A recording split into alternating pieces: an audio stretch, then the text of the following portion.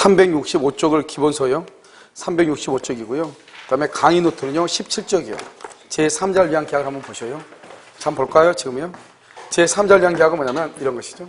이렇게 이제 갑이 있죠. 갑이 있고 여기 이렇게 을이 있죠. 갑을 뭐라냐? 요약자라고 얘기를 하고요. 을을 뭐라냐? 낙약자다 이렇게 얘기를 해요. 요약자, 낙약자. 그래서 갑과 을이 이렇게 계약을 하죠. 이렇게 계약이요. 그러면 이것은 약속을 요구하는 사람이고 약속에 승낙하는 사람이죠. 그래서 갑이 을한테 뭐냐? 매매계약을 해가지고 갑이 을한테 등기를 해주면서 뭐라고 얘기하냐? 그러면 을 너는 이 돈을 나한테 주지 말고 병한테 줄래? 이렇게 얘기하죠. 이 사람을 뭐라 한다? 수익자다. 다른 말로 뭐라 하냐? 제3자다 이렇게 얘기하죠. 수익자, 제3자 이렇게요.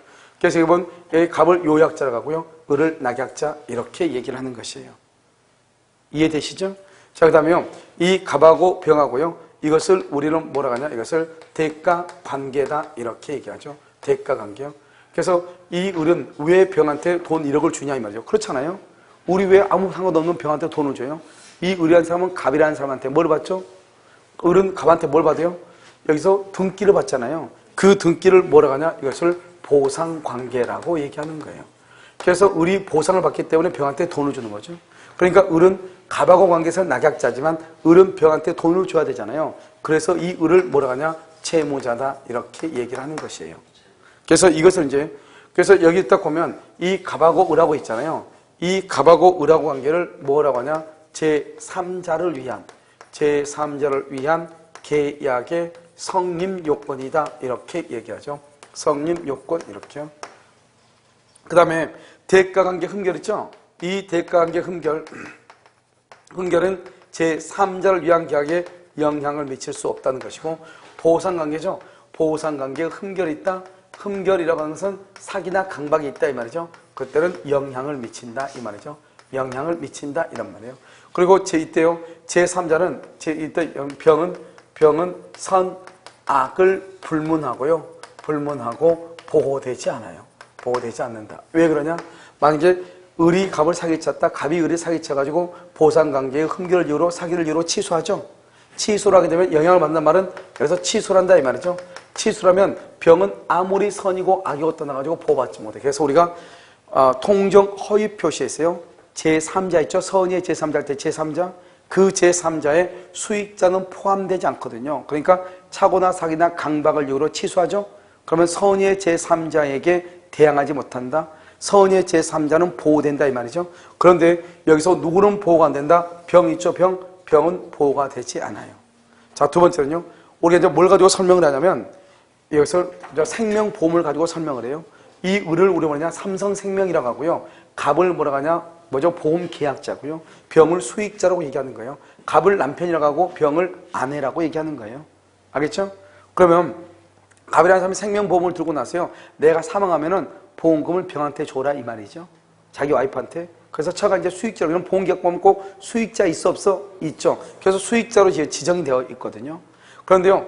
갑하고 병하고 두 사람 사이에 나중에 흠결이라고 해서 이혼을 했다 이 말이죠. 이혼을 했어요. 그래도 아무런 영향이 없다 이 말이죠. 아무리 두 사람이 이혼했다고 할지라도 이 갑이라는 사람이 을하고 보험계약을 해지하지 않는 한, 해약하지 않는 한 여전히 을은 갑한테 보험료 달라고 할 수 있어 없어? 있죠. 갑은 을한테 보험료를 납입해야 안 해야 돼? 해야 되죠. 만약에 이 사람이요 이혼하고 나서요 너무나 울적한 마음이요 술 한잔 먹고 걸어가다가 어떻게요? 맨눈에 빠져서 죽었다 이 말이죠. 그럼 어떻게 되죠? 사망했죠. 그러면 을은요 보험금을 누구한테 지급해야 돼? 병에게 지급해야 안 해야 돼? 해야 되죠. 그러니까 갑하고 병하고 대가관계가 흠결이다. 이혼을 했다 할지라도 갑하고 을하고 병하고 관계는 여전히 유효가 되는 것이에요.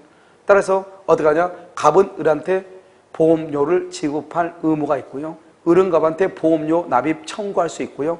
을은 갑이 사망하면 병에게 보험금을 지급할 의무가 있고요. 병은 을에게 보험금에 청구할 수 있는 권리가 있는 것이에요. 그러니까 대가관계 흠결이 이 말이 중요해. 대가관계는 요약자와 수익자를 대가관계라고 그래. 대가관계 흠결은 제3자를 위한 계약에 영향을 미친다, 미치지 않는다, 미치지 않는다 이런 말이고. 자, 두 번째는요.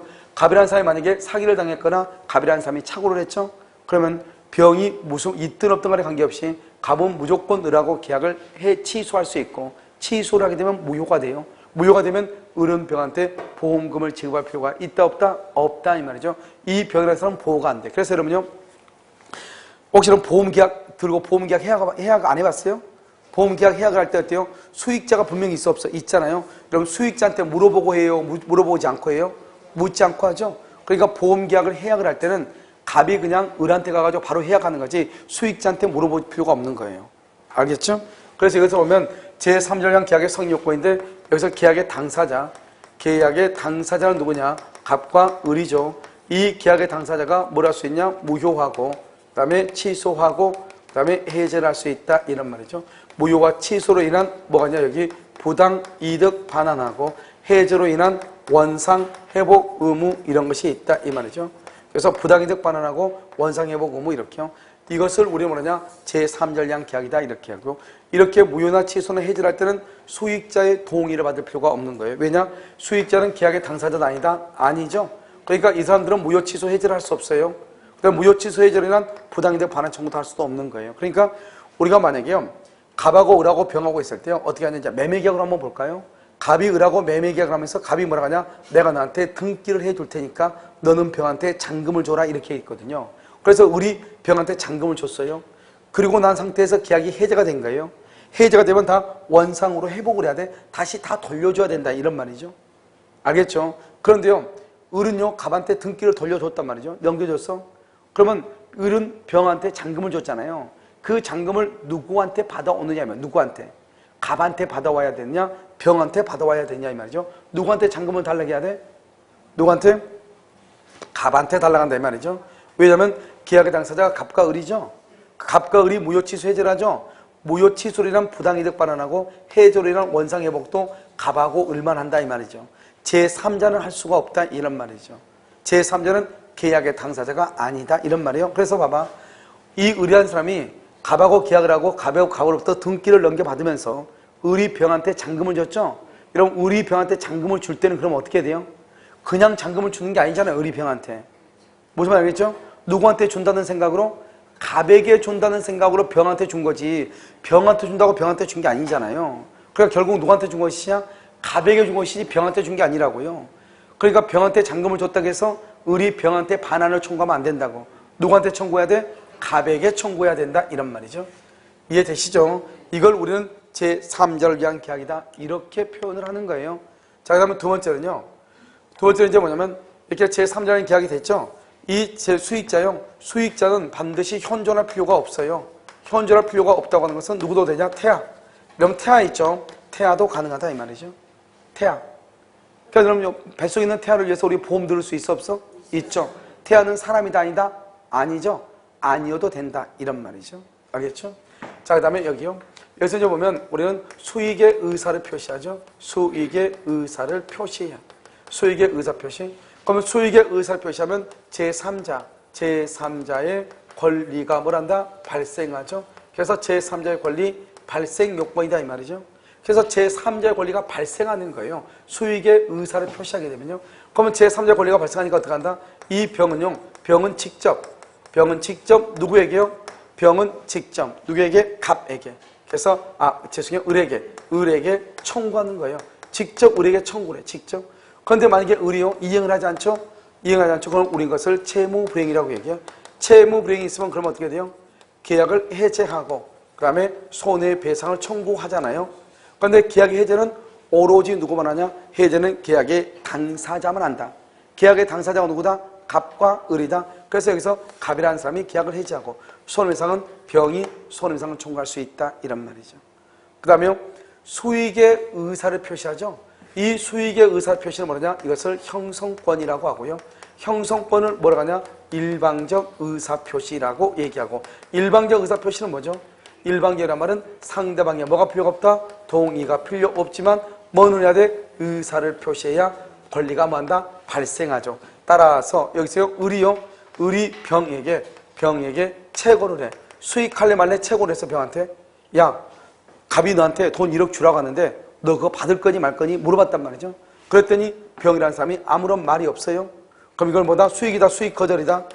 수익 거절한 것을 본다. 왜? 의사를 표시해야 권리가 발생하는데 말을 지금 했어 안 했어? 안 했죠? 그러니까 뭐를 본다? 거절한 것으로 본다. 수익을 거절한 것으로 본다. 이렇게 얘기하는 것이에요. 무슨 말인지 아시겠죠? 자, 그 다음에 여기요. 이걸 이제 우리는 수익의 의사표시다. 이렇게 표현을 하는 것이고요. 그 다음에 이제 또 보면 수익의 의사표시하고 난 후에요. 수익의 의사를 표시했다 할지라도 여전히 제3자, 제3자는 계약의 당사자가 아니다. 당사자가 아니에요. 그래서 수익의 의사표시했다 할지라도 제3자인 수익자는 뭘 할 수 없냐? 계약을 무효 취소 해제를 할 수가 없는 거예요. 그 다음에 또 한 가지 뭐냐면 수익의 의사표시했죠? 하고 난 다음에 갑과 을 간의 합의, 갑과 을의 합의로요. 합의로 수익 내용을 변경할 수 있는가? 이런 변경이나 소멸시킬 수 있는가? 변경이나 소멸을 하지 못하는 거예요. 알겠죠? 왜냐하면 제3자가 수익의 의사표시하죠? 수익의 의사표시하면 제3자한테 권리가 발생했죠? 발생한 권리를 마음대로 소멸시킬 수 없다 이 말이죠. 그런데 만약에 미리 변경할 수 있는 변경권을 뭐하고 있는 경우? 유보하고 있는 경우 가능하다. 미리 변경권을 유보한 경우는 가능하다 이 말이죠. 그래서 변경할 수 있는 권리를 유보한 경우 이렇게요. 이걸 여러분요 제3자를 위한 계약이다 이렇게 얘기하는 거예요.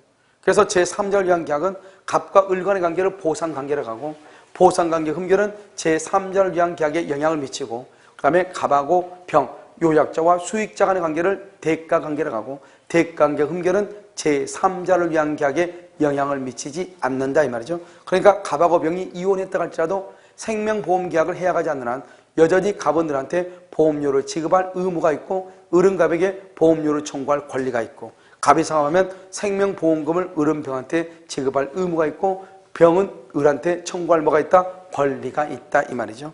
이것을 우리는 뭐라 하나? 대가관계 흠결은 제3자를 위한 계약에 영향을 미치지 않는다 이렇게 얘기하는 것이에요. 그 다음에 우리가 이제 갑하고 을은 뭐라 하냐? 계약의 당사자라고 얘기하고 계약의 당사자만 무효 취소 해제를 할 수 있고 무효나 취소로 인한 원상회복 의무와 해조로 인한 무효나 취소로 인한 부당이득 발생과 해조로 인한 원상회복 의무가 있다 이 말이죠. 그런데 이것은 오직 갑과 을 사이만 일어나는 것이다. 따라서 갑이 을하고 계약을 해가지고 갑이 을한테 뭘 했다? 등기를 해주고 을한테 병한테 돈을 주라고 했단 말이죠. 그래서 을이 병한테 돈을 지급을 했어. 그렇게 해가지고 만약에 계약이 해제가 됐다. 그렇다 하더라도 을은 갑한테 등기를 이전해 줘야 되고 대금도 갑한테 받아야지 병한테 받으면 된다 안 된다? 안 된다. 왜? 병은 계약의 당사자가 아니기 때문이다 이런 말이고 제3자인 병이 수익의 의사를 표시하면 제3자의 권리가 발생하는 거예요. 그러면 병은 을에게 직접 이행을 청구할 수 있고 그런데 만약에 을이 이행을 하지 않는다? 그러면 우린 것을 뭐라 한다? 채무불이행이라고 하고 채무불이행이 있어도 무효나 취소나 해제는 누가 하냐? 갑과 을만 한단 말이죠. 그래서 갑이 해제할 수 있고 병은 해제할 수가 없다 이런 말이죠. 이것을 이제 얘기하는 것이고 그 다음에 여기서 이제 보면 수익의 의사표시를 했죠. 해도 여전히 제3자인 병은 계약의 당사자가 아니죠. 그래서 계약의 당사자가 아니기 때문에요. 무효나 취소나 해제는 오직 갑과 을만이 가지고 있다 이 말이죠. 그런데 병이 수익의 의사를 표시하고 난 후에 갑과 을 간의 합의로 병의 수익의 내용을 변경하거나 병의 수익의 내용을 소멸시키면 된다 안 된다? 안 된다 이런 말이죠. 알겠죠? 자 그러면 한번 볼까요? 여기 제3자를 위한 계약이라고 이름 지금 되어 있나요? 제3자를 위한 계약이라고 되어 있죠? 자 그럼 보셔요. 강의 노트요. 17쪽으로 한번 보셔요. 17쪽 보면 지금 갑과 을 이렇게 되어 있죠? 갑과 을이 계약을 하죠. 계약을 뭐라 한다? 보상관계라고 얘기하죠. 보상관계 흠결은 제3자를 위한 계약에 영향을 미치죠. 그 다음에 갑하고 병하고를 대가관계라고 하죠. 대가관계 흠결은 제3자를 위한 계약에 영향을 미치지 않는다 이 말이고 그 다음에 을을 낙약자, 채무자라고 하고 병을 수익자라고 하죠. 이 수익자는 바로 옆에 현존할 필요가 없죠. 태하여도 가능하다 이 말이고 그 다음에 제3자 밑으로 보면 제3자는요 갑하고 을이 나중에 무효나 취소나 해제가 됐다 하더라도 선의의 제3자로서 병은 보호가 된다 안 된다? 안 된다고 얘기했죠. 그래서 만약에 갑이 착오를 이유로 취소하거나 을이 사기를 이유로 취소하거나 갑하고 을이 통정허위 표시로서 무효가 된다 할지라도 제3자인 병은 선악을 불문하고 보호된다 안 된다? 안 된다 이런 말이고요. 그 다음에 갑하고 을에서 박스로 좀 조그맣게 점선을 쳐졌죠. 그래서 오른쪽으로 보면 제3자를 위한 계약의 무슨 요건이다? 성립 요건이다 이 말이죠. 갑과 을이요. 성립 요건이죠. 그리고 이 계약의 당사자는 갑과 을이고 무효 취소 해제도 갑과 을만 하는 것이다. 따라서 무효 취소로 인한 부당이득과 그 다음에 원상회복 의무도 갑과 을만 하기 때문에 제3자인 병은 무효나 취소나 부당이득이나 원상회복 의무 이런 것이 제 뭐죠? 있다 없다? 없다. 누구한테 있다? 갑과 을에게만 있다 이런 말이고요. 자, 그 다음에요. 그 다음에 놔두고 한 장 더 넘겨요. 한 장 더 넘기면 19쪽이죠. 19페이지 보면 뭐라 나오죠? 수익의 의사표시가 나오죠. 수익의 의사표시 오른쪽을 보면 제3자의 권리가 발생하죠. 발생하죠. 그런데요, 병은요. 병은 직접 을에게 이행을 청구할 수 있죠. 이행을 청구했는데 바로 밑에 이행을 하지 않죠. 그럼 병은 계약을 뭐한다? 해제하지 못한다. 그러나 뭐는 청구할 수 있다? 손해배상. 계약의 해제 동그라미하고 해제는 갑이 해제한다 이 말이에요. 갑이 해제를 한다 이 말이죠. 그럼 됐죠? 그래서 나머지 것은 여러분요 안 봐도 되고요. 아까 여러분 여기 한번 봐봐요. 여기 오면 일방적 의사표시죠? 그러면 일방적 의사표시가 말로 해야 되죠? 말로 해야 되는데 만약에 의사표시. 그래서 을이 병한테 물어보죠. 너 어떡할래? 물어봤더니 병이 아무런 말이 없어. 수익이다. 수익 거절이다. 수익을 거절한 것으로 본다. 뭐한 걸 본다? 거절한 것으로 본다. 이런 말이에요. 수익을 거절 이렇게. 그래서 수익한 것으로 본다 그러면 안 되죠? 혹시 그럼요 기본서에 문제 나와 있나요? 자, 제3자를 위한 계약이요. 문제요. 여러분요 371페이지 한번 보세요. 여러분 제3자를 위한 계약은요 언제나 사례 문제로만 나와요. 사례 문제가 아닌 것은 지금까지 한 문제가 밖에 안 나왔어요. 모든 걸 사례 문제, 갑을병 이렇게 나온단 말이죠. 자, 1번 한번 볼까요? 다음은 제3자를 위한 계약이라는 기술이다. 틀린 것은 371페이지요. 1번 제3자는 계약 당시에 현존하고 있지 않으면 안 된다. OX, X죠? 틀렸죠? 왜? 태아는 현존할 필요가 있다 없다? 없다. 그래서 태아 때문에 틀린 것이죠. 2번은요 수익의 의사표시를 할 수 있는 제3자의 주인은 뭐라고 한다? 그것을 형성권이다. 여기죠 봐봐. 수익의 의사를 표시하죠. 이것을 뭐라 한다? 형성권이다. 이렇게요. 자, 그러면 3번은요 제3자를 위한 계약으로 성립하기 위해서는 직접적으로 그 권리를 취득시키는 취지가 계약의 내용으로 되어 있지 않으면 안 된다. 이렇게 되어 있어요. 여러분요 우리는 제3자를 위한 계약이라고 하는 것은 뭐가 있어야 돼요? 제3자 약관이에요. 그래서 거기다가요 뭐냐면 제3자를 위한 계약으로 성립하기 위해서는 직접적으로 그 권리를 취득시키는 취지가 계약의 내용으로 되어 있지 않으면 안 된다. 맨 끝에 뭐라 쓰냐? 제3자 약관이 있어야 한다. 이렇게. 제3자 약관이 있어야 한다. 이렇게. 자, 그다음에 4번은요. 제3자의 권리는 낙약자에게 대하여 계약의 이익을 향수할 의사를 표시한 때 일어난다. 이렇게 돼 있죠? 참 말을 왜 이렇게 어렵게 써놨나 말이에요. 우리가 이제 제3자의 권리는 수익의 의사를 표시한 때 발생한다. 이러면 되죠. 그냥 법조문에 나와 있는 대로 쓰면 되지. 자, 그리고 5번은요. 제3자에게 취득시키는 권리는 채권인 것이 보통이지만 채권뿐만 아니라 물권도 가능하다. 그것에 한하지 않는다. 그래서 맞는 말이죠. 정답 몇 번이에요? 1번이죠. 자, 2번은요. 갑은 자신의 토지를 을에게 매도하고 그 대금은 을이 갑의 의무이행과 동시에 병에게 지급하기로 약정하고 병은 을에게 줄고 을에게 수익의 의사표시하였다. 거기로 줄고. 지금 뭘 했다? 수익의 의사표시했죠. 봐봐. 지금 문제는 뭐냐? 갑이 을한테 집을 팔면서 돈은 병한테 주라겠다 이 말이죠. 그랬더니 병이 알았다고 했다 이 말이죠. 그러면 갑을 뭐라고 얘기해요? 갑을 요약자라고 얘기해요. 뭐라고 한다? 요약자. 을을 뭐라고 한다? 낙약자라고 얘기하죠. 병을 뭐라고 한다? 수익자라고 얘기해요. 그래서 이 말을 먼저 알아야 되겠죠. 갑을 요약자, 을을 낙약자, 병을 수익자 이렇게 얘기한단 말이죠. 자, 그럼 2번 한번 보셔요. 갑은 자신의 토지를 을에게 매도하면서 그 대금은 을이 갑의 의무이행과 동시에 병에게 지급하기로 약정하고 병은 을에게 수익의사 표시했다. 틀린 것은 1번. 병은 을의 채무불이행을 이유로 갑과 을의 매매계약을 해지할 수 있다 없다? 없다. 그래서 을의 채무불이행 줄 것이고 그래서 뭐냐면 맨 끝에 해지할 수 없다. 왜요? 계약의 당사자다 아니다? 아니다 이런 말이고요. 2번 갑과 을의 매매계약이 적법하게 취소 줄 것이고 취소가 됐죠? 그럼 여기 아까 말했죠. 봐봐. 우리가 아무리 취소가 됐다 할지라도 제3자는 뭐를 불문하고? 선, 악을 불문하고 보호된다 안 된다? 안 되죠. 뭐냐면 우리가 착오나 사기나 강박으로 인하여 취소가 되죠. 그러면 착오나 사기나 강박으로 인한 취소는 누구에게 대응하지 못한다? 선의의 제3자에게 대응하지 못한다. 그래서 원칙적으로 제3자가 선의이면은 보호되지만 제3자를 위한 계약에서의 수익자는 원칙적으로 제3자에 포함된다 안 된다? 안 된단 말이죠. 그러니까 아무리 선이라고 할지라도 보호받을 수 있다 없다? 없다 이렇게. 다시 한번 보시면요. 지금 보면 몇 번이죠? 2번인가요? 갑과 을의 매매계약이 적법하게 취소가 되죠. 병의 국보청권은 뭐가 된다? 소멸한다. 맞아요? 갑과 을의 계약이 취소가 되죠. 병은 아무런 권리가 없어지죠. 선이라도 보호된다 안 된다? 안 되는 것이죠. 3번은요. 갑이 을에게 매매계약에 따른 이행을 청구하지 않더라도 을은 특별한 사정이 없는 한 갑에게 매매대금 지급을 거절할 수 있다 없다? 왜 없죠? 지금 보면 갑이 을에게 매매계약에 따른 이행을 하지 않는다. 을은 특별한 사정이 없는 한 병에게 대금 지급을 거절할 수 없다. 맞아요? 틀려요? 여기 봐봐. 여기 지금 이 말이 무슨 말이냐 이거잖아요. 갑하고 을하고 집계약을 했잖아요. 그러면 갑이 을한테 등기를 해줘야 을은 병한테 뭐라죠? 대금을 줄 거 아니에요. 등기하고 대금은 무슨 관계다? 동시이행이죠. 그러니까 을은요 갑으로부터 등기가 오지 않는 한 나도 병한테 대금을 준다 안 준다? 안 준다 이 말이죠. 그러니까 을은 갑에 기한 항변권으로 병에게 대항할 수 있다 이 말이죠. 왜냐하면 갑이 을한테 등기 주는 거하고 을이 병한테 잔금을 주는 것은 무슨 관계다? 동시이행 관계다 이런 말이죠. 알겠죠? 그래서 대금지급을 거절할 수 있다 없다? 있다 없다? 있다 그래야지. 여기서 없다 그러면 안 되죠. 알겠죠? 자 그러면 4번은요. 병이 수익 의사표한 후에는 특별한 사정이 없는 한 갑과 을의 합의에 의해서 병의 권리를 소멸시킬 수 있다 없다? 없다. 그 다음에 5번은요. 병이 대금을 수령하였으나 매매계약이 무효인 것으로 판명이 되죠.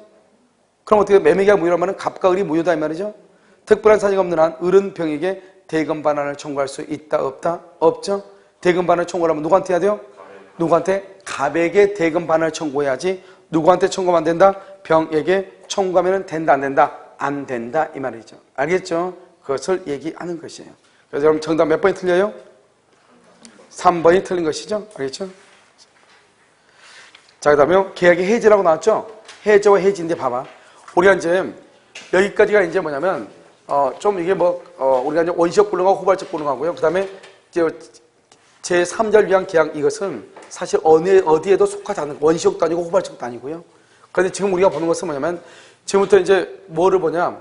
해제권을 우리가 잠깐 볼 거란 말이에요. 근데 해제를 보기 전에 뭐를 먼저 보냐면요. 일방 예약하고 계약금을 먼저 볼 거예요. 왜냐? 지금부터 이제 한번 보면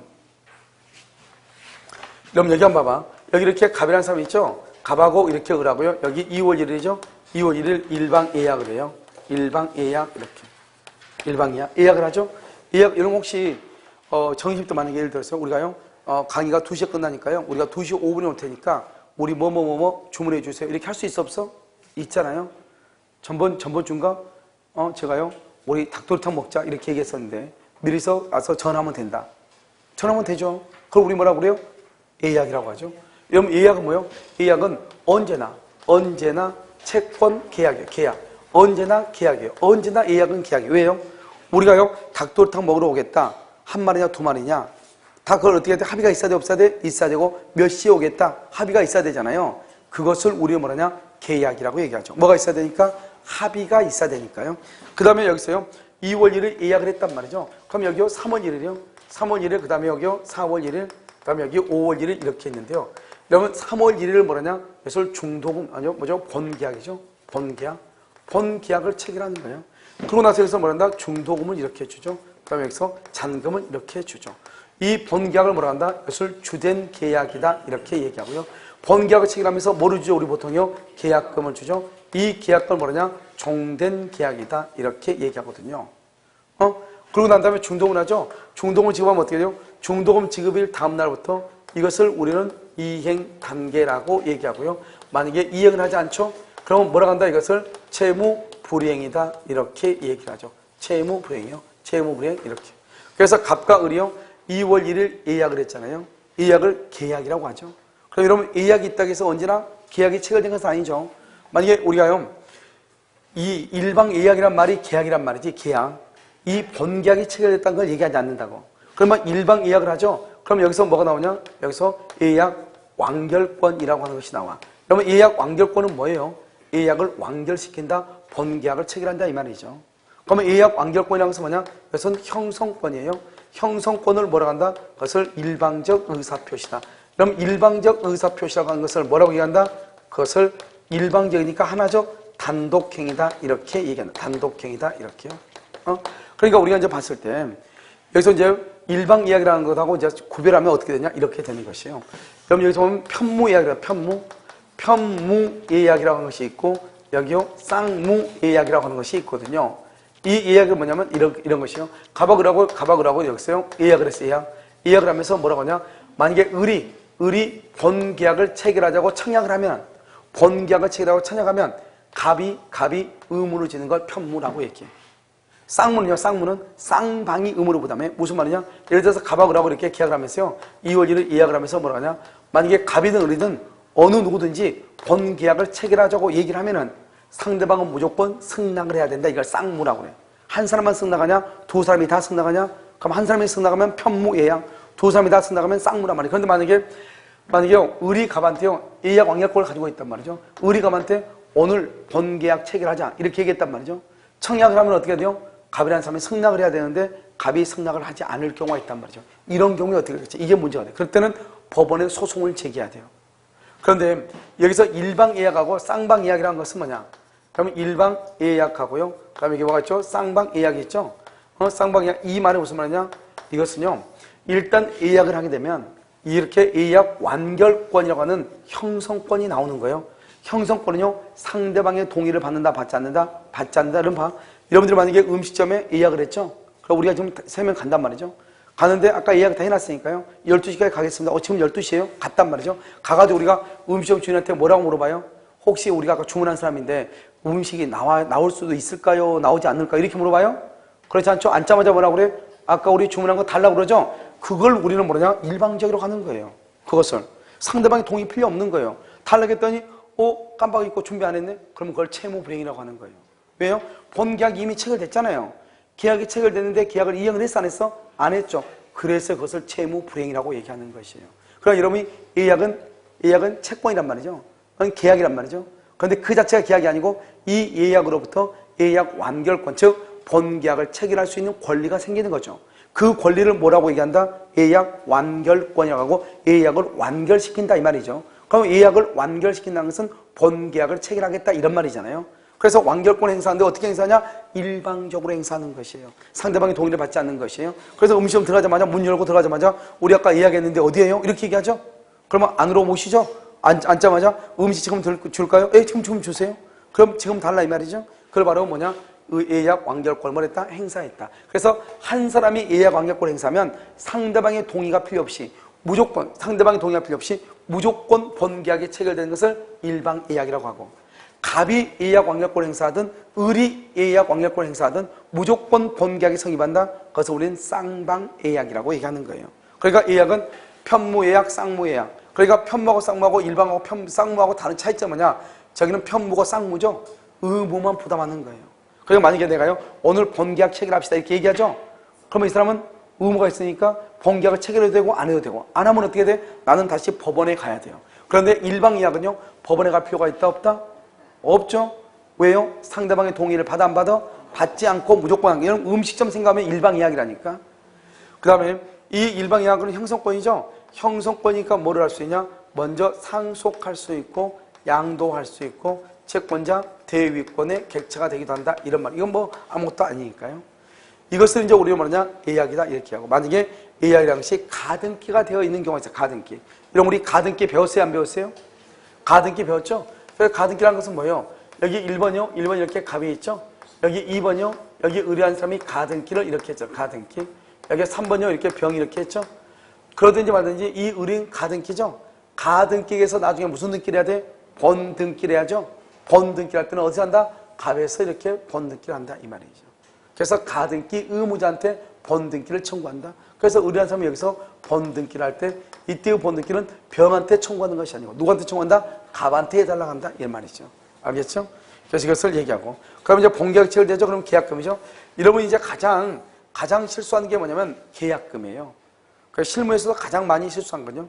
여러분 계약금은 뭐냐면, 계약금은 우리가 이제 계약금 제도라는 것이 있기 전에는, 예전에 중세 시대는 뭐냐면 우리가 계약을 법의 족쇄, 다른 말로 법세 관계다. 법세다. 이렇게 법세. 그래서 법의 쇠사슬로 묶어버린다. 족쇄를 치워버린다. 그러니까 가박으로 한번 계약을 했죠. 옛날에는 계약을 해지한다 이런 게 없어. 족쇄를 딱 치워버려. 그러니까 이러면 어떻게 돼요? 무슨 계약을 체결하고 싶어도 무서워서 할 수 있어 없어? 없잖아요. 그래서 근대 민법에 들어와가지고 계약금 제도라는 것을 발견한 것이에요. 그러면 계약금 제도라는 것은 뭐냐? 여기 번계약을 체결하죠. 그러면 계약금을 보통 주죠. 계약금을 준 사람은 중도금 날짜가 되기 전까지 준 사람은 뭐라고? 포기하고 받은 사람은 몇 배를 주고? 2배를 주고 계약을 말 수 있다? 해제할 수 있다. 이런 말이죠. 준 사람은 뭐를 해? 포기. 받은 사람 몇 배? 2배를 주고 계약을 말 수 있다? 해제할 수 있다. 이렇게. 그래서 이제 그걸 얘기하는데요. 그러니까 이 계약금이라는 것은 뭐로 보냐? 일단 해약금으로 추정하는 거예요. 언제까지요? 4월 1일까지요. 그러면 이 의뢰한 사람이 만약에 중도금이 봐봐. 이게요, 매매대금이 1억짜리예요. 1억. 1억짜리면 계약금으로 얼마를 내야 돼요? 1,000만 원 내죠? 중도금은 얼마요? 4천만 원 내죠? 잔금으로 얼마를 내야 돼? 잔금으로 6천을 낸다. 이 말이에요. 6천을 낸다. 알겠죠? 잔금으로 6천. 여기요? 6천이고 4천이죠? 그러면 1억이죠? 여기 또 얼마 있어 또? 1,000만 원 또 있죠? 그래서 여러분요, 6천을 내는 거예요. 전체가 1억이나요? 전체가 1억이죠? 그러니까 6천을 내는 거예요. 무슨 말인지 알겠죠? 또 이거 한마디 해야 되는데 왜 한마디 안 치? 기다리고 있는데. 알겠죠? 갑자기 뭔 소리요? 왜 1억인데 왜 1억 1,000만이 됐어? 이렇게? 그래서 이제 지금부터 이제 계약금이라는 것을 얘기하는 거예요. 중소기업 때는 계약을 하면 법세가 돼가지고 한 번 계약하면 계약을 깨지를 못하는 거예요. 그런데 근대 민법에 들어가지고 계약금 제도라는 것을 발견을 해가지고 일단 계약을 체결한 사람은 계약금을 지급한다 이 말이죠. 지급하면은 중도금을 지급하기 전까지 내가 판단하는 거죠. 내가 이 계약을 깰 것인가 말 것인가. 계약을 깨고 싶다. 받은 사람은 2배를 주면 되고 준 사람은 준 사람은 그것을 포기하면 되죠. 그러니까 받은 사람이 유리해요? 준 사람이 유리해요? 준 사람은 준 것만 포기하면 되죠? 받은 사람은 2배를 줘야 되죠? 그리고 준 사람이 유리해요? 받은 사람이 유리해요? 둘 다 똑같다 이 말 아니에요. 둘 다 똑같다. 왜요? 의리감한테 1억 줬죠? 1억을 주면 2배를 돌려주란 말은 받은 것 1억에다가 다시 1억을 챙겨가지고 2배를 주라 이 말 아니에요 지금. 알겠죠? 그러니까 갑이 계약을 해지하려면 얼마나 손해봐? 계약금이 1,000만 원이다. 1,000만 원이면 의리감한테 1,000만 원 줬다 이 말이죠. 1,000만 원 줬죠? 1,000만 원 주면은 나중에 계약을 파기하고 싶은 계약금은 1,000만 원을 포기하면 돼. 얼마 손해봐? 1,000만 원. 오케이. 갑은 돈을 얼마 받았어? 1,000만 원. 그런데 계약을 깨고 싶으면 2배를 줘. 2,000만 원 줘야 된다 이 말이죠. 결국 받은 거 1,000만 원에다가 자기도 1,000만 원 해서 주는 거죠? 둘 다 똑같다 이 말 아니에요. 알겠죠? 그러니까 준 사람 포기하고 받은 사람은 2배 그러니까 받은 사람이 훨씬 더 많이 준 것 같잖아요. 둘 다 똑같다 이 말이죠. 이해했지? 오케이. 그럼 뭐 다 끝난 거야. 자, 그러면 두 번째는요. 두 번째는 뭐냐면 여기 지금 계약금 있잖아요. 계약금이라는 것은 뭐냐? 계약금을 준 사람은요. 옛날에는 계약을 하면 절대로 계약을 해지를 못해요. 그런데 지금 이 계약금을 준 사람은 중도금을 지급하기 전까지 준 사람은 포기하고 받은 사람은 2배 주고 계약을 해지할 수 있는 그 권리를 유보해 놓은 것이에요. 그러니까 내가 계약을 했는데 계약을 잘못했다고 생각될 수도 있고 계약이 나한테 불리하다고 생각할 수도 있잖아요. 그러면 그때 계약금을 준 사람은 포기하고 받은 사람은 2배를 주고 계약을 끝내면 돼 빨리. 그런데 이 사람들이 어떻게 할까 고민하다가 4월 1일이 지나버리죠. 지나버리면 무슨 단계다? 이행 단계죠. 그럼 더 이상 이제는 이 단계부터는 계약금이라고 하는 말은 없는 거예요. 알겠죠? 그러니까 어떻게 계약금이라는 말이 없으니까 원래는 갑은들한테 계약금 1,000만 원을 반환해야 되는 거예요. 계약금은 매매대금이 아니에요. 계약금은 계약을 해지할 수 있는 권리를 유보하고 있어. 근데 계약을 한번 체결했던 사람이 무조건 계약을 해지하면 안 되잖아요. 그러니까 그 1,000만 원을 가지고 잡고 있다가 만약에 갑의 잘못이다? 그러면 갑은 2,000만 원 주면 되고 을의 잘못이다? 을은 갑에게 1,000만 원 주고 포기하면 되죠. 그리고서 계약을 해지할 수 있다. 그런데 둘 다 계약을 해지하지 않았죠. 안 와가지고 중도금 이후 단계가 되잖아요. 그러면 더 이상 계약금을 포기하고 계약을 해지할 수가 없는 거예요. 알겠죠? 그러면 어떻게 해야 돼? 갑은 을한테 계약금을 반환해야 돼 원래는. 그런데 우리나라 사람들은 받은 거 다시 줬다가 또 잔금할 때 또 6,000만 원 받는다고 또 달라가면 돼 안 돼요? 귀찮잖아요. 안 된다는 게 아니고. 그러니까 우리나라 사람은 어떻게 하냐? 중도금으로 4,000만 원 받고 잔금으로 6,000을 받아야 되는데 얼마를 받아? 5,000만 받는 거예요. 알겠죠? 원래 계약금은 매매대금이 아니다? 아닌 거예요. 계약을 해지할 수 있는 권리를 유보하는 거예요. 이걸 이해를 못하니까 실무에서 문제가 발생하는 것이에요. 알겠죠? 그런데 문제는 뭐냐면 여기 중도금을 지급하기 전까지는 계약금을 준 사람은 포기하고 받은 사람을 2배를 주고 계약을 해지할 수 있잖아요. 그런데 여기 어디선가 여기 어디선가 일방의 채무불이행. 그럼 일방의 채무불이행. 일방 여기서 누구를 얘기하냐? 갑 또는 을을 얘기한단 말이죠. 갑 또는 을. 갑이든 을이든 일방의 채무불이행으로 인해서 채무불이행이 있을 때 그럼 어떻게 할 것인가 이 말이죠. 그럼 일방의 채무불이행에서 계약을 해지할 거 아니에요? 그러면 손해배상을 얼마를 청구해야 될까 이 말이죠. 또는 해지하지 않고 손해배상을 청구할 수도 있거든요. 그때 손해배상을 얼마를 청구할 것인가 이 말이죠. 만약에요, 을이 잘못했다. 을이 잘못으로 인해서 갑이 손해를 입었다. 이것을 갑이 증명을 해야 되는데 증명하기가 쉽다 어렵다? 어렵죠. 그러니까 어떻게 하냐? 이때는요, 일방의 잘못으로 채무불이행으로 계약이 해제가 되든 해제되지 않든 아무튼 채무불이행으로 인해서 손해가 발생하면은 손해배상을 청구해야 되는데 그 손해배상이 얼마인지 모르니까 계약금을 뭐로 하기로 한다? 계약금을 위약금으로 하기로 하는 특약을 한다 이 말이죠. 이런 특약이 있느냐 없느냐? 없다? 그러면 어떡하냐? 실제 손해를 입증해서 청구해야 돼. 실제 손해. 그럼 특약이 있다? 그러면 이것을 뭐라고 하냐? 우리는 손해배상에 뭐라고 한다? 예정으로 추정한다 이 말이죠. 그래서 우리가 지금 계약금을 지금 얼마 받았죠? 위약 계약금이요? 1,000만 원이죠? 이 1,000만 원을 위약금으로 하기로 했단 말이죠. 그런데 갑이나 을이나 둘 중에 한 사람의 잘못으로 인해서 계약이 해제가 됐는데 갑의 잘못으로 계약이 해제됐어? 을이 손해배상을 청구하려고 했더니 실질적으로 갑의 잘못으로 을이 입은 손해는 100만 원밖에 안 돼. 100만 원밖에 안 돼도 얼마를 가져간다? 계약금 1,000만 원을 다 가져간다 이 말이죠. 왜? 그것을 위약금으로 하기로 특약을 했으니까. 그 다음에 실제 손해가 1,100이에요.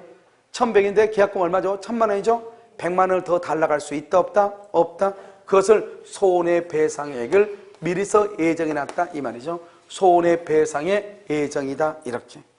알겠죠? 그러니까 봐봐. 계약금이란 것은 뭐냐? 계약금을 위약금으로 하기로 하는 특약을 했다고 해봐. 계약금을 위약금으로 하기로 하는 특약을 했다면 중도금을 지급하기 전까지 계약금은 해약금으로 추정하고 중도금 이후 단계에서는 손해배상 예정으로 추정하는 거예요. 그래서 우리가 뭐라 하냐? 계약금을 위약금으로 하기로 하는 합의가 있는 경우 계약금은 해약금 또는 손해배상 예정으로 추정한다 이런 말을 쓰는 거예요. 만약에 이런 말이 없다. 이런 말이 없어. 이런 말이. 그러면 나는 실제 손해만 증명해야지. 우리나라 사람들 어떻게 하냐? 무대포 정신이어가지고 중개업자도 다 이렇게 알고 있어. 어떻게? 어디서 계약이 파기되더라도 계약금은 돌려주지 않는다. 그건 말이 되냐고. 모든 중개업자들이 다 그렇게 알고 있어. 그렇게 알고 있으니까 문제가 되는 것이죠. 여러분 무슨 말인지 알겠죠? 일단 무조건 반환하는 게 아니란 말이죠. 무조건 청구하고 무조건 돌려주지 않는다는 게 아니라고. 어떻게 해야 돼요? 우리가 위약금 특약이라고 하는 것이 있어야 돼. 그런 위약금 특약이라는 것이 없으면 계약금은 반환해야 돼. 그리고 실제 손해를 증명해서 청구를 해야 돼. 이게 가장 중요하단 말이죠. 그러니까 여러분 실무에서 보면 뭐라고 하냐? 여기 어디선가 중도금 이후 여기 어디선가 계약 해제되죠? 그러면 중개업자가 미리서 얘기해. 계약을 파기한 사람한테 을한테 당신 이거 계약금 이거 못 받는다고. 알겠죠? 갑한테는요. 갑이 잘못했다. 갑한테는 2배로 돌려줘야 된다고. 이렇게 얘기한단 말이에요. 그렇게 얘기하면 된다 안 된다? 안 된다 이 말이죠. 알겠죠? 어떻게 해야 돼요? 실제 손해를 증명해야 돼. 그럼 실제 손해를 어떻게 증명하냐고. 증명을 못 할 거 아니에요? 그러면 계약서에다 뭐라 쓰냐? 여러분요. 해약금에 관한 것은 여러분 계약서에 3조나 4조에 딱 인쇄가 돼 있어. 해약금. 계약금을 준 사람은 포기하고 받은 사람은 2배를 주고 계약을 해지할 수 있다. 대부분 계약서에 딱 이게 돼 있어. 그런데 위약금은 그건 기종이 없어. 그래서 위약금은 뭘 한다? 특약을 해야 돼. 위약금은 별도로 약속을 해야 돼. 어떻게 약속을 한다? 만약에 일방의 채무불이행으로, 방금 채무불이행이죠? 일방의 채무불이행으로 계약이 해제되거나 또는 일방의 채무불이행으로 인해서 손해가 발생을 하면은 준 사람은 포기하고 받은 사람을 2배를 주고 계약을 말 수 있다. 해지할 수 있고 뭐 할 수 있다. 손해배상을 청구할 수 있다. 이렇게. 그래서 이거 딱 해내야죠. 그러면 우리가 손해배상 예정이라는 건 뭐냐? 똑같아. 계약금하고 준 사람은 포기하고 받은 사람을 2배를 주고 이 말이에요. 똑같아. 그러니까 어떻게 돼요? 지금 갑이라는 사람이 잘못으로 계약해졌다. 그러면 갑은 1,000만 원만 주면 안 되지. 자기가 1,000만 원 던져서 2배를 줘야 되죠? 그것을 위약금 특약이라고 얘기해. 위약금 특약. 그래서 위약금에 관한 것은 반드시 뭐가 있어야 돼? 특약이 있을 때 손해배상 예정으로 추정하는 것이고 특약이 없다. 실제 손해만 증명한다 이 말이고. 그 다음에 우리가 계약금에 의해서 계약을 해지하죠. 계약금에 의해서 계약을 해지할 때는 중도금을 지급하기 전까지란 말이죠. 중도금 지급하기 난 후 이행 단계에서 이행하지 않으면 채무 불이행이고, 채무 불이행이 있을 때 계약을 해지하고, 채무 불이행이 있을 때 손해배상을 청구한단 말이죠. 그런데 계약금에 의해서 계약을 해지할 때는 중도금을 지급하기 전까지란 말이죠. 그래서 중도금을 지급하기 전이니까 계약금을 채무 불이행이라는 말이 나와 안 나와? 채무 불이행이라는 말이 나올 수가 없죠. 채무 불이행으로 인해서 계약을 해지한다. 그 다음에 손해배상을 청구한다. 또는요 원상회복을 청구한다. 이런 말이 나와 안 나와? 안 나온다 이 말이죠. 그래서 이게 또 중요해요. 그 다음에 또 한 가지, 계약금에 의해서 계약을 해지하죠. 이 계약금에 의한 계약 해지를 형성권이라고 그래요. 형성권은 일방적 의사표시예요. 일방적이란 말은 상대방의 동의를 받아 안 받아? 안 받죠. 그래서 갑이요 을한테 계약금 1,000만 원을 받았는데요, 자기는 이 계약을 해지하고 싶어. 해제 1,000만 원 받는데 해지하고 싶어. 그럼 몇 배를 주면 돼? 2배를 주고 계약을 해지한다고 말을 했어. 그럼 끝이야. 상대방의 동의를 받지 않기 때문에 일방적이니까. 그런데 내가 2배를 주면서 계약금 2배를 줄 테니까 계좌번호 알려달라고 그랬어. 그랬더니 우리 뭐라고 그래? 나는 이 계약을 끝까지 지키고 싶으니까 계좌번호 알려줄 수 없다고 얘기하죠. 그렇다고 한다면 나는 그 계약금 2배를 법원에 공탁을 시킬 필요가 있는가? 있다 없다? 없다 이 말이죠. 왜냐? 계약금 계약에 대한 해제는 형성권이고, 형성권은 일방적 의사표시다. 상대방의 동의를 받아 안 받아? 안 받고 하는 것이다. 따라서 내가 2배를 주고 계약을 해지했는데 상대방이 그 2배를 받지 않는단 말이죠. 그렇다고 하더라도 2배를 주고 의사를 표시하면 계약이 해제가 되는 것이에요. 그래서 상대방이 돈을 받지 않는다 계약금, 그렇다고 하더라도 법원에 공탁을 시킬 필요가 있다 없다? 없다. 이렇게 얘기를 해요. 알겠죠? 그것을 우리는 뭐라고 한다? 그것을 계약금 계약이다. 이렇게 얘기하는 것이에요. 그런데 이 계약금 계약은 또 뭐냐? 여러분 아까 기억나요 혹시? 계약은요 유상계약, 무상계약, 그 다음에 또 편무계약, 쌍무계약, 그 다음에 낙성계약, 무슨 계약? 요물계약, 요물. 그럼 요물계약에 뭐가 있어? 요물계약에는 뭐가 있어? 현대계약, 뭐죠? 현상광고, 대물변제, 계약금, 계약, 보증금. 여기 계약금이죠? 이 계약금이 요물계약이란 말이죠. 지금부터 또 요물이라는 것을 설명을 해. 여러분 요물이라고 하는 것은 뭐냐? 요물은 반드시 뭔가를 교부를 요구한다 이 말이죠. 뭔가 반드시 줘야 된다 이 말이죠. 그래서 그건 요물인데 여기 계약금 계약이 요물 계약이니까 계약금을 1,000만 원으로 지급하기로 했으면 반드시 계약금 1,000만 원을 지급해야 되는 거예요. 그런데 700만 원밖에 지급하지 못했다? 그러면 계약금을 다 지급했다 안 했다? 안 했죠. 그러면 계약금 계약은 없는 것이나 마찬가지예요. 무슨 말인지 알겠죠? 그래서 그것을 얘기하는 것이다. 그 다음에요. 여기 보면 중도금이 얼마로 되어 있죠? 4천이라고 되어 있죠? 그럼 중도금 4천만 원을 다 줘야지 이행단계냐? 그게 아니고 우선 1,000만 원밖에 없으니까 1,000만 원을 지급했다 이 말이죠. 그러면 그때부터 무슨 단계다? 이행단계다 이 말이고. 그 다음에요. 여기 보면 그 다음부터 여기 원래 중도금 날짜 4월 1일이죠? 4월 1일인데 3월 20일 날 중도금을 줄 수 있는가? 줄 수 있다 이 말이죠.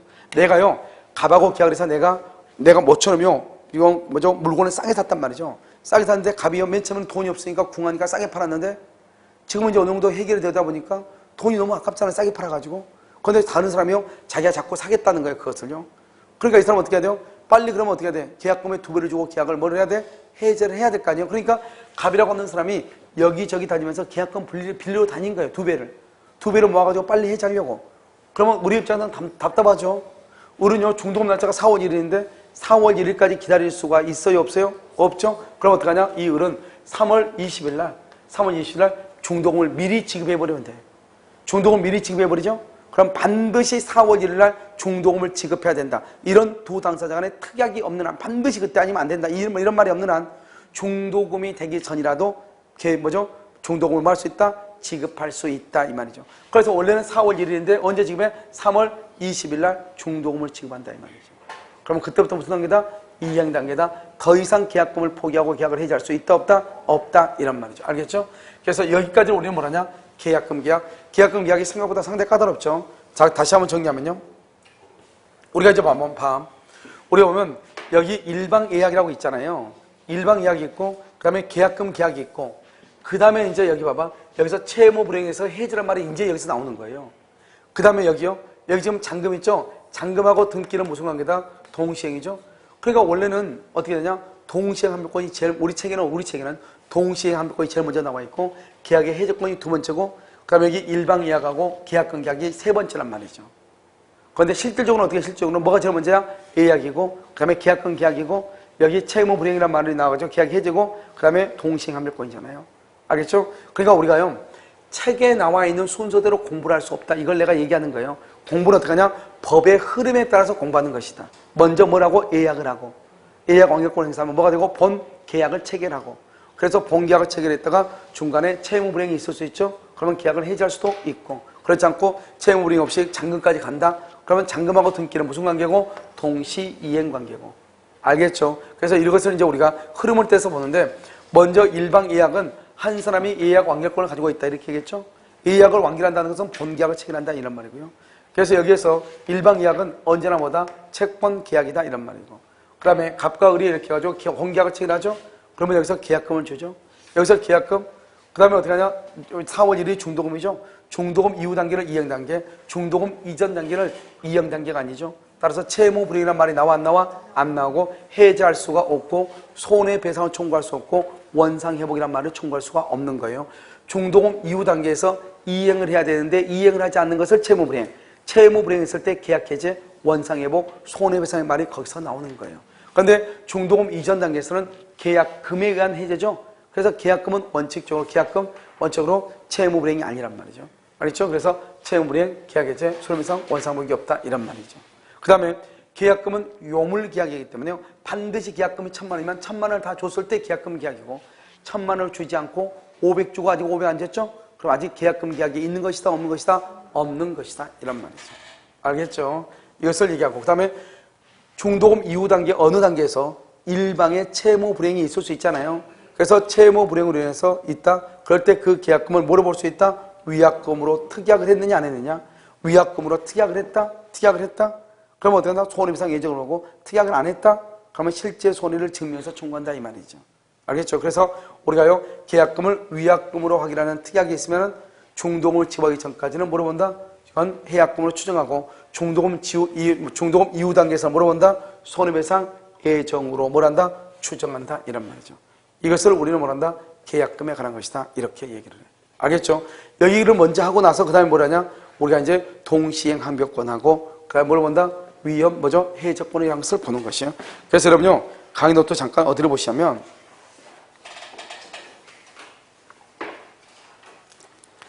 자 페이지요. 페이지 여러분요 36페이지 한번 봐보세요. 강의 노트 36페이지요. 강의 노트 36페이지 봤어요? 자 강의 노트 36페이지 보면 거기요 편무예약이라고 되어 있잖아요. 편무예약은 뭐예요? 만약에 을이 갑한테요 본계약을 체결하자고 청약을 하면 을은 갑은 승낙할 의무가 있거든요. 승낙할 의무가 있는데 만약에 의무를 이행하지 않죠? 그럼 어떻게 한다고? 법원에 소송으로 한다. 이렇게 됐죠? 36페이지 36 보고 있어요? 자 그 다음에 그럼 오른쪽은요 일방예약이라고 되어 있나요? 일방예약. 그러면 갑하고 을하고 이렇게 되어 있죠? 그러면 2월 1일이 일방예약이잖아요. 그럼 여기서 예약 완결권이라고 나오죠. 바로 오른쪽 보면 예약 완결권은 형성권이죠. 형성권이고요. 이런 가등기를 할 수도 있다 이런 말이고요. 그 다음에 형성권 바로 밑에 봐봐. 형성권 밑에 보면 일방적 의사표시죠. 그러면 일방적 의사표시인데요. 예약 완결권의 행사를 말래 행사 여부에 대해서 최고로 했는데 아무런 확답이 없죠. 그러면 예약은 뭐가 된다? 효력을 뭐 한다? 잃는다. 왜? 의사를 표시해야 본 계약이 성립이 되는데 의사를 표시했다 했다? 안 했다. 본 계약이 성립한다 안 한다? 안 한다. 이런 말이죠. 자, 그 다음에 계약금 계약을 봐봐요. 그 다음 페이지죠. 그 계약금 계약을 보면 어떻게 되어 있죠? 갑과 을이 청약과 승낙에서 2월 1일 계약을 체결하죠. 그러면 계약을 체결하면서 계약금을 주죠. 그 계약금보다 형성권이고 일방적 의사표시다 이렇게 되어 있죠. 그래서 계약금은 조금 주고 나면 중도금 봐봐. 중도금 보면 중도금 이후 단계부터 무슨 단계다? 이행 단계죠. 그러니까 중도금을 지급하기 전에는 계약금에 의해서 계약을 해지하죠. 그러니까 채무 불이행이란 말이 있어 없어? 없죠. 계약 해제, 손해배상, 원상회복이란 말이 없다 이 말이죠. 그러면 중도금 이후 단계에서 이행을 하지 않죠? 우리 이것을 채무 불이행이다 이렇게 얘기하는 것이죠. 그럼 지금 무슨 말인지 알겠죠? 그 다음에 그러면 어떻게 돼요? 중도금을 지급하기 전까지는 계약금을 준 사람은 포기하고 받은 사람은 몇 배를 주고 2배를 주고 계약을 해지할 수 있다 이렇게 얘기했죠. 자, 그 다음에 여기서 보면 중도금이라 나왔죠. 중도금이 4천인데요. 바로 보면 일부는 얼마냐? 3천만 줘도 되고요. 중도금 날짜가 4월 1일이죠. 불안하니까 3월 20일 날 미리 선고할 수 있다. 중도금을 지급할 수도 있다. 그러면 그때부터 다 무슨 관계다? 이행 단계가 된다.